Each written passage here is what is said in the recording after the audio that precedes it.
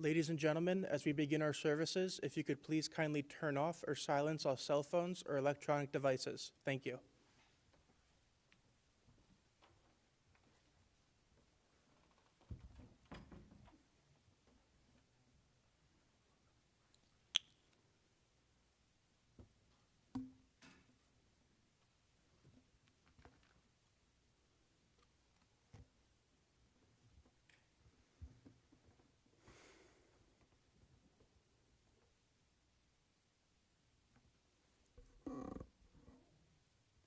Bruchim habayim, and welcome.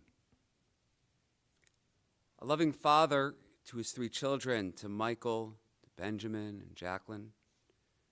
Devoted husband of almost 52 years to his wife Helene. A proud, fun, and committed grandfather to Elijah, Shalom, June, Rory, Jordan, and Reese. Brother to Gail. A talented mechanical engineer turned home remodeler and small business owner, a lover of good food, a hobby fisherman, and so much more. The weight of the loss from the death of John DeMeo weighs heavy in our hearts.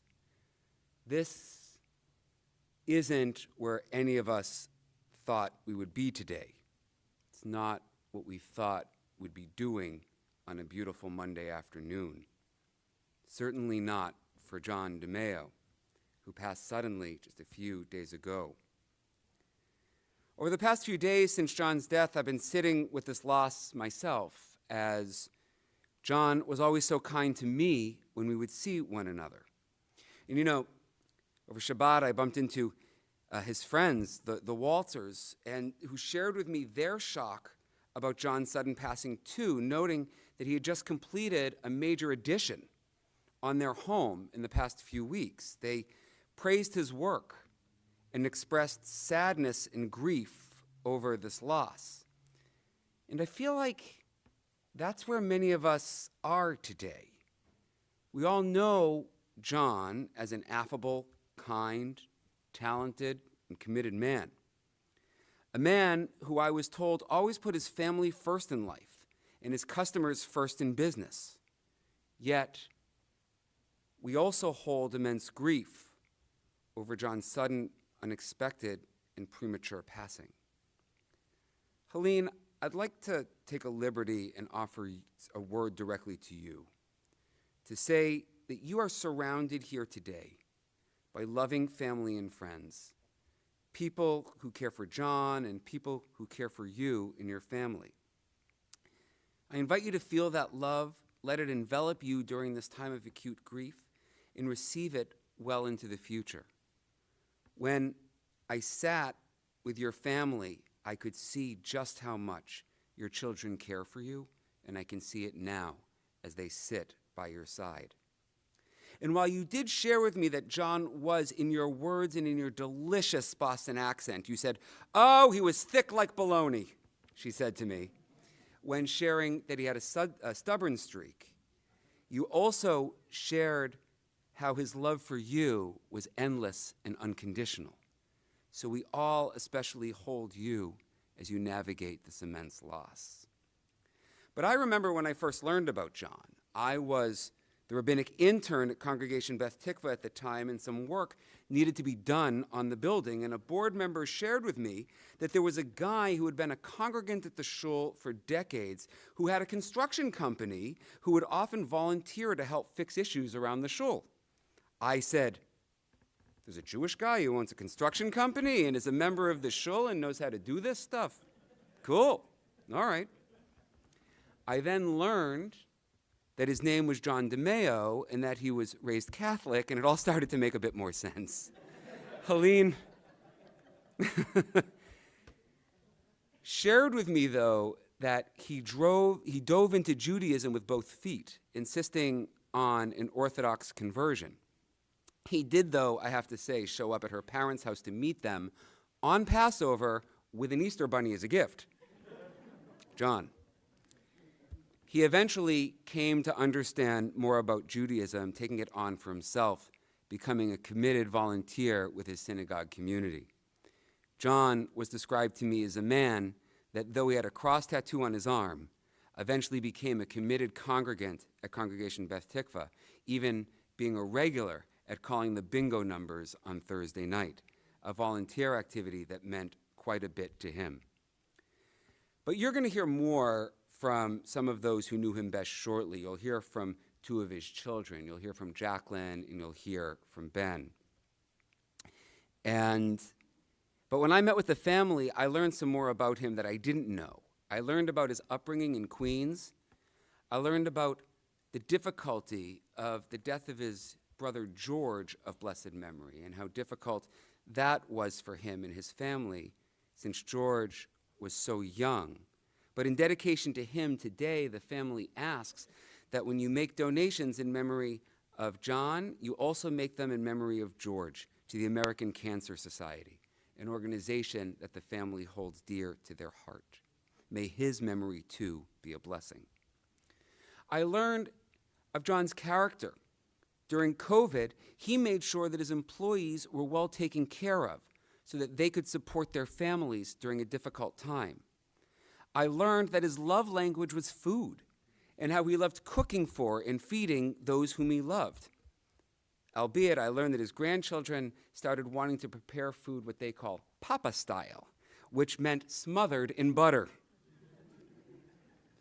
I learned about his unwavering commitment to his mother and to his mother-in-law toward the end of their lives. Lastly, I learned that his life was full of what his family would come to call creative problem solving. Whatever the issue was, he was committed to being the guy to figure it out. Our collective grief today also requires some creative problem solving. Luckily, our Jewish tradition offers us some guidance on how to do it, and we begin that process today, enacting some of those traditions, and God willing, they can bring us some comfort along the way. So our Jewish tradition teaches that while the physical body is temporary, the soul is eternal. It's without end. Today, we gather for sacred purpose, to pray for full and complete rest for John's body. And we focus on the fact that his soul, even in death, remains bound to the bond of life to each of you. And we seek blessings for the continued elevation of his soul. May our time together today have purpose, may it hold deep meaning, and may it honor well the memory of John DeMeo, Yochanan ben Avraham v'Sarah, Zichrono Livracha of blessed memory, who passed away just a few short days ago. My name's Rabbi Nathan Weiner. I had the honor of being John and Helene's rabbi for a number of years at Congregation Beth Tikva, the incoming rabbi at Temple Har Zion in Mount Holly. It is an honor, truly, on behalf of myself, my family, the team here at Platt Memorial Chapels, and Klal Yisrael, the Jewish people, to be present with each of you here today. So for most of our time together today, we're going to keep our kavanah, our intention, on John's memory. Closer to the conclusion, graveside at Crescent Memorial Park for interment in the Beth Tikva section will transition to supporting the mourners upon their first recitation of the Mourner's Kaddish. And we note that while the chapel's full of love and support of those present, there are also many joining us virtually on the live stream. I offer words of welcome to you, those who are joining us virtually today. Please know that your presence is felt here as well. As I mentioned, today we celebrate the life and mourn the death of John DeMeo, Yochanan ben Avraham v'Sarah. He's predeceased by his brother George of blessed memory. He's survived by his wife Helene and his children, Michael and Benjamin and his wife Emily, and Jacqueline and her husband Jeffrey, and his grandchildren, Elijah, Shalom, Rory, June, Jordan, and Reese, and his sister Gail and her husband Albert. I pray I got every name right. Okay, good. May your love and care and support for one another draw you closer, and may it carry you through this difficult loss and transition. Across the Abrahamic faith traditions of Judaism, Christianity, and Islam, we look to Psalms, we look to Tehillim when other words fail us, and at moments of loss and grief, we most frequently look to Psalm 23, a psalm used universally across these traditions at moments of loss and grief. I'm going to read it first in the Hebrew, followed by a standard, albeit masculine translation in the English. If you're comfortable, people tend to know that one. If you're comfortable in either language and wish to join with me, you're welcome in all or in part to do so. Otherwise, you're welcome to receive its words. Mizmor leDavid, Adonai ro'i lo achzar, bin oteshe yarbitzeni al me menuchot yinahaleni, nafshi yeshoveh v'encheni b'maglei tzedek l'ma'an shemo. Gam ki elech b'geit zamavet lo irara ki atai madi. Shivtecha u'mishantecha hema yenachamuni. Ta'aroch lafanai shulchan neged zorai, tishanta v'shemen roshi kosi revaya. Ach tov v'chesed yordefuni kol yemei chayai, v'shavti b'veit Adonai le'orech yamim. A Psalm of David. The Lord is my shepherd, I shall not want. He maketh me to lie down in green pastures. He leadeth me beside the still waters. He restoreth my soul. He guideth me in straight paths for his name's sake. Yea, though I walk through the valley of the shadow of death, I will fear no evil, for thou art with me. Thy rod and thy staff, they comfort me. Thou preparest a table before me in the presence of mine enemies. Thou hast anointed my head with oil, my cup runneth over. Surely goodness and mercy shall follow me all the days of my life, and I shall dwell in the house of the Lord forever. Amen v'amen. And from Kohelet, Ecclesiastes chapter 3, for everything there is a season, a time for every experience under heaven, a time to be born and a time to die, a time to plant and a time to uproot what has been planted, a time to tear down and a time to build up, a time to weep and a time to laugh, a time to grieve and a time to dance, a time to throw stones and a time to gather stones, a time to embrace and a time to refrain from embracing, a time to seek and a time to lose, a time to keep and a time to throw away, a time to tear and a time to sow, a time for silence and a time for speaking. We've now come to a time for speaking as I mentioned, some of his children have prepared some words of a eulogy or a hesped to offer in his honor and memory to lift up John's kavod, his honor. You're going to first hear from his daughter Jacqueline and then his son Benjamin. Jacqueline.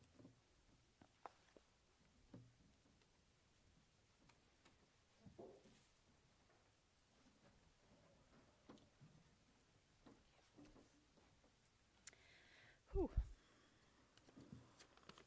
Bear with me.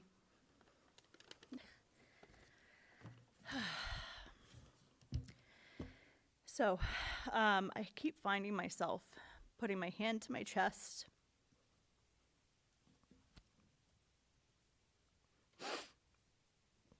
Since he's passed, my heart is just absolutely broken. We met the other day with Rabbi, and Rabbi said that if love could fill a room, and that is so right.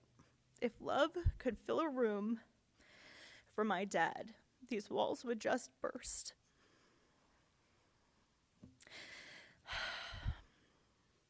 My dad was the guy that quietly took care of everything and everyone. He wasn't a pushover by any means, but he just wanted to make sure everyone was okay. This was evidenced by us finding all of the life insurance policies he still was paying for all of us as adults when we were going through his paperwork. If we asked for anything, he would be sure it was available. When I was a teenager and I wanted to paint my bedroom, he taught me how. In fact, anytime any improvements needed to be made, anytime he was cooking anything, he would be sure that my brothers and I would be there with him so that we could learn how to do it, and then we'd be able to do it on our own. I feel like he has been preparing us for his passing for years, right? My parents were married for 52 years. Being married for 52 years doesn't just happen by accident.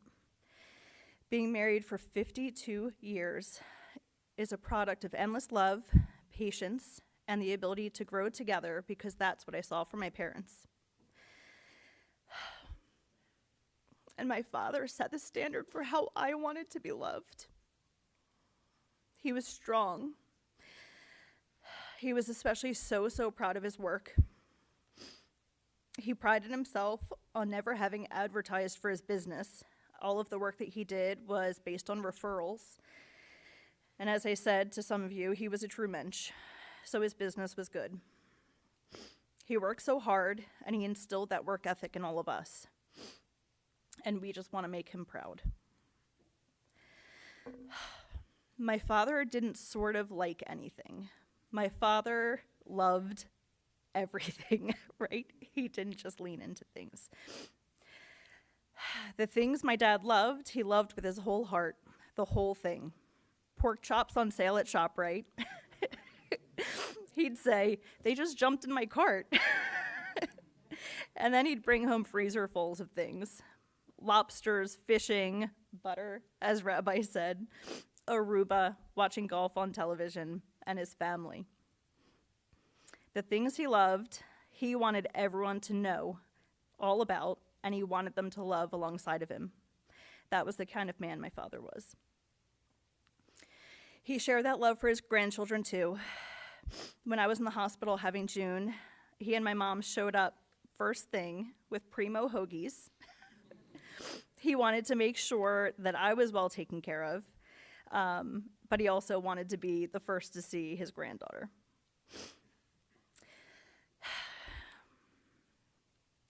Love, or his feeding people was his love language, and I guess that's where I get it from too. But he really just wanted to be there for all of us. As the kids got older, he loved spending time with them, especially sharing his recliner chair and snuggling while watching TV. And his grandkids had his heart. I'm so glad to have had the opportunity to share him with each of you and with everyone that knew him. We're also lucky to have had him in our lives, and we are better for knowing him. I know you will all carry him in your hearts as I will.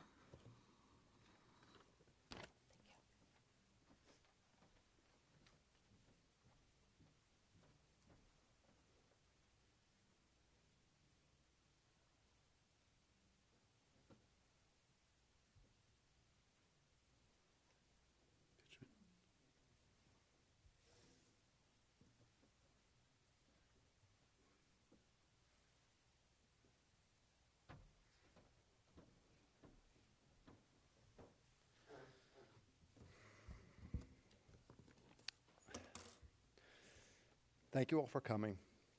If you were close to my dad, you would know he would repeat himself a lot. Like, a lot. He was the cliche king. Actually, my sister referred to one of his famous sayings. It jumped into my cart. He would say it all the time. And he had a saying for almost any occasion. For instance, if you dropped food on your shirt, he would invariably say, you can dress her up, but you can't take her out. Or if you complained about anything at all, he would ask, tough day at the office? Or his all-time favorite, when people were eating, oh, it's quiet, it must be good. But cliches and folksy sayings can have power and wisdom if you're listening. One lesson came many years ago when I was working for him. I wanted to go. I wanted to learn everything and take the lead. I would get so frustrated when I wasn't given the opportunity, but in reality, I think my confidence outpaced my skill. He said to me, keep your head down, your mouth shut, and maybe you'll learn something. This one has served me well, very well, as a matter of fact, over the years, and I frequently think about it to keep myself in check. And Dad had a level of expertise that you just can't fake. He earned it over the years from an unwavering work ethic. He was never pushy, though, always giving me space to figure things out. And it was a comfort knowing he was just a phone call away if I got stuck. Another one was happy wife, happy life. Man, was he right. Forgive me, Rabbi, but I'm going to actually quote Father Wade Menezes to help me out with this one. Thank you. He asked, you want to know what a perfect marriage is? A perfect marriage is an imperfect husband and an imperfect wife who absolutely refuse to give up on each other. That's a perfect marriage. That's holiness. That's sainthood in the making. I think this was at the core of who my dad was, and it's a role that I take very seriously. But his desire to make people happy wasn't relegated to his nuclear family. He lived his life in service of others. He was a shirt off his back kind of guy that would drop whatever he was doing to lend a helping hand. Here's my last lesson from my dad, and this was another one of his favorites. If there's a good time to be had, if you don't have it, someone else will. I used to say that all the time. Life can be difficult and messy, but Dad always found time to cut loose. He loved to take us fishing, crabbing, and clamming. He loved food and drink and sharing them with others. He was always quick to make a joke or a funny face to light up the grandkids or keep the mood light. He was a constant reminder to be present and be quick to forgive. We get one go at this and we better make it count. It's hard to imagine that there will be no more lessons to discover, no more good times to be had with Dad. This feels particularly painful as I feel it marks the beginning of some unwelcome sea change. His generation are no longer the caregivers. Rather, you are now in need of deep care. And we, the children of your generation, prepare ourselves to take that mantle. And I hope to have an ounce of the compassion and sense of duty that he embodied. So I'll leave you with this, a poem that was read at a funeral of a dear friend's father, a man that reminded me a lot of my dad. It's titled Dirge Without Music by Edna St. Vincent Millay. I am not resigned to shutting away of loving hearts in the hard ground. So it is, and so it will be. For so it has been, time out of mind.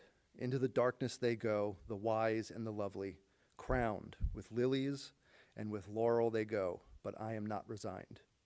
Lovers and thinkers, into the earth with you. Be one with the dull, the indiscriminate dust. A fragment of what you felt or what you knew, a formula, a phrase remains, but the best is lost. The answers quick and keen, the honest look, the laughter, the love, they are gone. They are gone to feed the roses. Elegant and curled is the blossom. Fragrant is the blossom, I know, but I do not approve. More precious was the light in your eyes than all the roses in the world.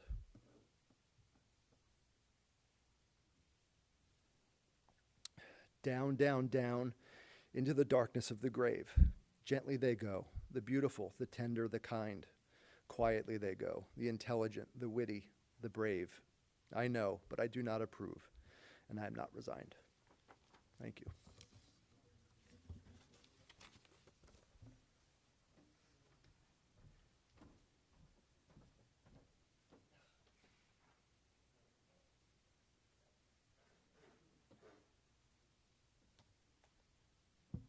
Beautiful. It's with these powerful thoughts and memories and dedications in mind that we move to the central prayer of a Jewish memorial service, El Malei Rachamim, that asks that as we prepare to inter John shortly in his eternal resting place, that his soul be granted true rest on the wings of God's divine presence. I'll read it first in the English translation, followed by chanting in the Hebrew. If it's comfortable physically for you to do so, I ask you to please rise.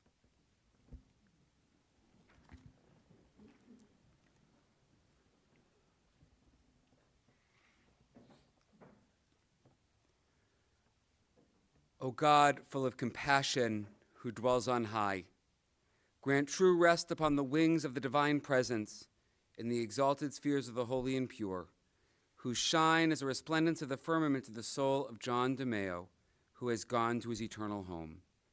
For charity has been donated in remembrance of his soul, may his place of rest be in the Garden of Eden. Therefore may the all-merciful one shelter him with the cover of God's wings forever, and bind his soul in the bond of life. The Lord is his heritage. May he rest in his resting place in peace, and let us say, Amen. El Malei Rachamim, Shochen Bamromim, Hamitzei Menucha Nechona, Tachat Kanfei Hashchina, B'ma'alot Kedoshim U'Tehorim, Kizohar Harakia Mazhirim, Et Nishmat Yochanan ben Avraham v'Sarah, Shehalach La'olamo, Ba'avor Shnadvu Tzedakah Ba'ad Hazkarat Nishmato, בגן עדן תהא מנוחתו. לכן בעל הרחמים יסתירהו בסתר כנפיו לעולמים. ויצרור בצרור החיים את נשמתו, אדוני הוא נחלתו. וינוח על משכבו בשלום, ונאמר Amen. Please be seated.